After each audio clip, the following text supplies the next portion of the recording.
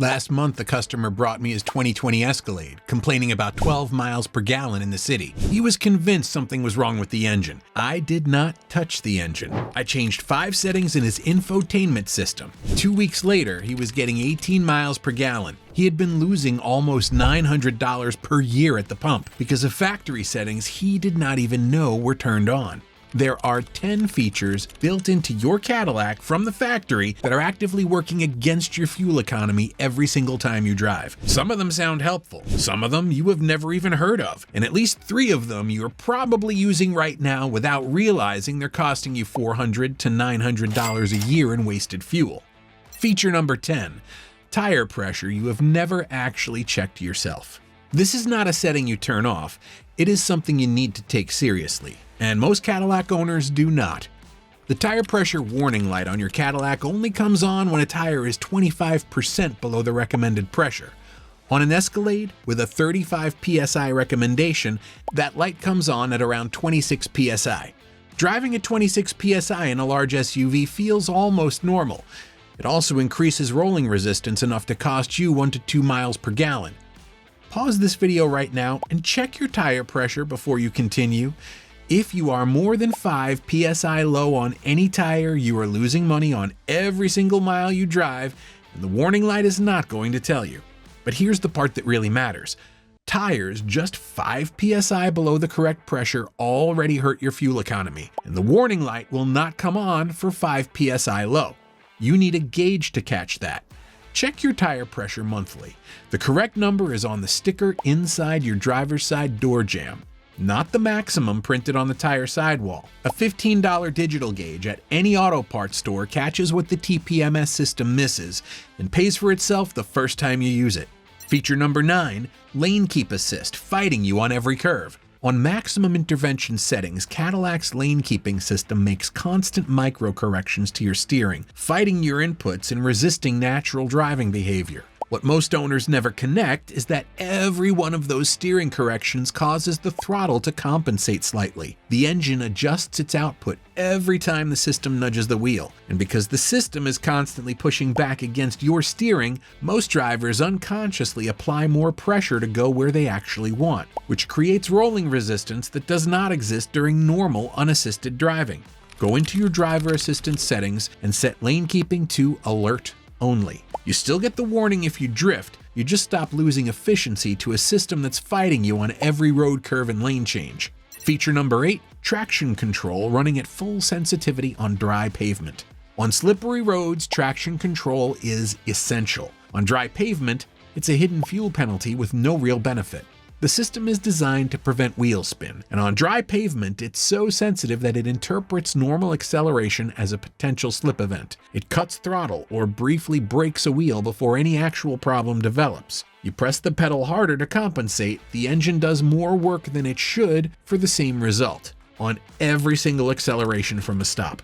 On most Cadillacs, one press of the traction control button reduces sensitivity while keeping stability control fully active. That is the right setting for normal dry pavement driving. The full disable, holding the button, is only for specific off-road situations. One press, smoother acceleration, better efficiency, and stability control still watching over you. Feature number 7, using Tour mode in city traffic and defending it until you see the data. Tour mode is marketed as the comfortable, efficient, everyday setting. On the highway, that is accurate.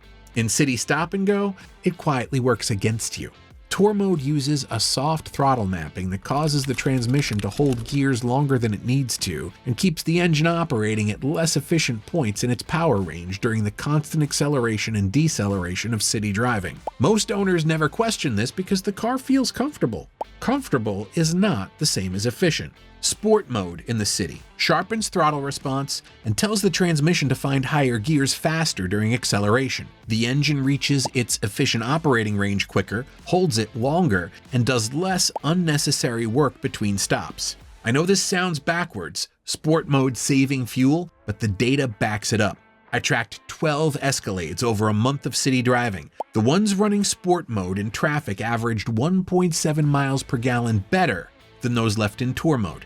You can watch the instant MPG display on your own instrument cluster confirm this on the first commute you try it. Save torque for steady highway driving. Use sport in traffic. Feature number 6 is the one that quietly drains your wallet on every single highway trip, and almost nobody realizes it's happening. Feature number 6, all-wheel drive running full-time on dry pavement when your vehicle offers selectable modes. The XT5, XT6, and CT6 all offer selectable drive modes that include front-wheel drive, auto all-wheel drive, and full all-wheel drive. When all-wheel drive is fully engaged, the transfer case is routing torque to both axles continuously. On dry pavement at highway speeds, that continuous engagement creates mechanical drag with essentially no traction benefit. Dry pavement does not require rear axle engagement to stay in control. You are carrying the overhead of full all-wheel drive every mile you drive, paying for it in fuel and getting nothing back. Switching to front-wheel drive or auto all-wheel drive mode on dry highway driving returns measurable fuel economy gains, typically 0.4 to 0.8 of a mile per gallon at highway speeds. Use all-wheel drive when conditions call for it. Use front-wheel drive or auto on dry pavement. The system is there to be used intelligently, not left in the most expensive setting by default. Feature number 5, remote start, burning fuel while your car is not even moving. You are literally burning fuel while sitting in your house. The factory default remote start runtime on most Cadillacs is 15 minutes. 15 minutes of idling burns roughly 1/4 to 1/3 of a gallon every single time you use it. If you remote start twice a day through a winter, and most Cadillac owners do, that is potentially 1/2 gallon per day going nowhere except out the exhaust pipe. Over a full winter season, that is real money spent warming up a car that does not need 15 minutes to be ready to drive. A modern Cadillac with quality synthetic oil is ready to drive in under 2 minutes. The cabin reaches comfortable temperature in 5 minutes with the climate control running. You're wasting 10 minutes of fuel every morning for no mechanical reason. Go into your vehicle settings, it's under vehicle settings, then remote start, then runtime, and set it to 5 or 7 minutes. One customer tracked his fuel usage before and after making this single change. He saved $320 over one winter. The only thing that changed was a number in a menu. Feature number 4, running maximum air conditioning when economy mode does the exact same job. I had an Escalade owner convinced something was wrong with his engine. The power felt down, the fuel economy was terrible, and he had been to 2 shops already. Nobody found anything wrong. The air conditioning compressor was pulling almost 8 horsepower from his 6.2 V8 continuously. On maximum setting, all summer, every drive. That's 8 horsepower your engine generates purely to spin a compressor at full capacity instead of moving the vehicle. On a Cadillac you are filling with $80 of fuel a week, you're paying $200 or more every summer to run the AC harder than necessary when economy mode reaches the same interior temperature. Cadillac's Econ, or economy climate mode, cycles the compressor more intelligently. Same interior temperature, less constant engine load. Most owners turned it off years ago thinking it meant less cooling. It does not. Find the Econ option in your climate settings and turn it on for all normal driving. The fuel economy improvement at temperatures above 70 degrees is consistent and measurable. If you want to explore this further, links to recommended tools and products are in the description below. Feature number 3 is the most controversial on this list, and the one that gets the most pushback from people who have never actually measured it. Feature number 3, Auto Stop-Start. The feature GM brags about that is costing you $400 a year. GM's marketing department loves Auto Stop-Start because it is part of how they hit official EPA fuel economy numbers on the test cycle. Real-world driving is not the EPA test cycle. In actual stop-and-go traffic, the engine restarts so frequently that the alternator never fully recovers the battery charge lost during each shutdown. It then runs at maximum output between stops to compensate, drawing hard against the engine and actually reducing real-world fuel economy below what you would see without stop-start running at all. Every restart also runs a brief fuel enrichment cycle to bring combustion back to normal temperature. In heavy traffic, with restarts every 30 to 45 seconds, those enrichment pulses add up to more fuel than the shutdowns save. The math only works in the EPA lab. In real traffic, you are wearing out your starter and cam phasers while paying more for fuel than you would if the system were simply off. Press the button near your shifter every time you get in, or spend $150 on an auto stop eliminator that does it automatically. Your engine, your starter, and your fuel bill will all be better for it. Feature number 2, active fuel management running in city driving where it creates more problems than it solves. Active fuel management is GM's cylinder deactivation system on the 6.2 V8 in the Escalade and V8 CTS models. On steady highway cruising, it works exactly as designed and genuinely saves fuel. In city traffic, it quietly destroys your fuel economy through a mechanism most owners never see coming. When the system deactivates cylinders at low speed under stop-and-go load, those cylinders are not firing and not cooling normally. They run hot. The engine has to dump extra fuel to keep things running smoothly across the remaining cylinders. Fuel that goes straight out the tailpipe without doing any useful work. You get all the mechanical wear of the system cycling constantly, and none of the efficiency benefit it was designed to deliver. The system was built for highway cruising. The city is exactly the wrong environment for it. Use Sport Mode in city driving on any AFM-equipped Cadillac.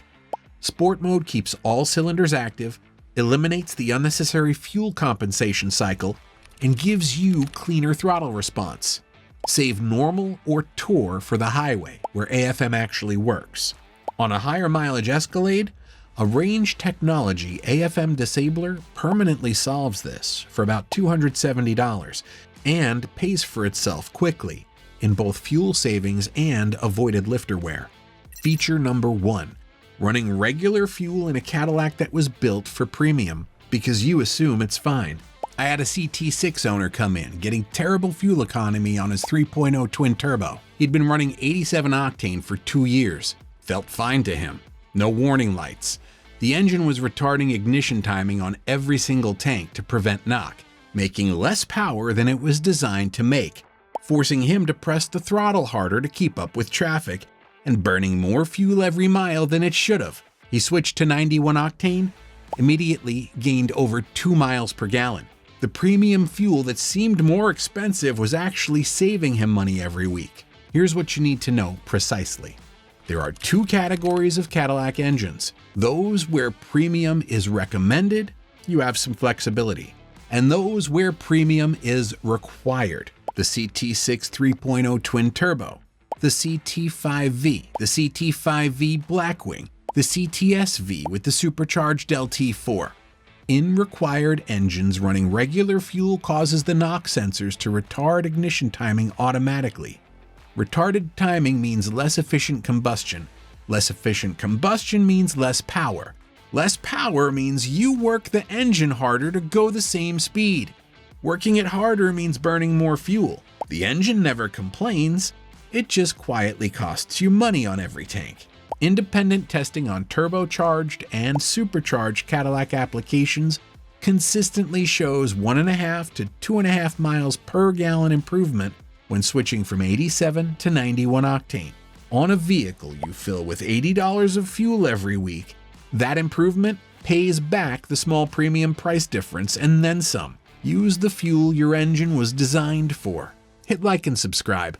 I am constantly putting out content that Cadillac dealerships would prefer you never see.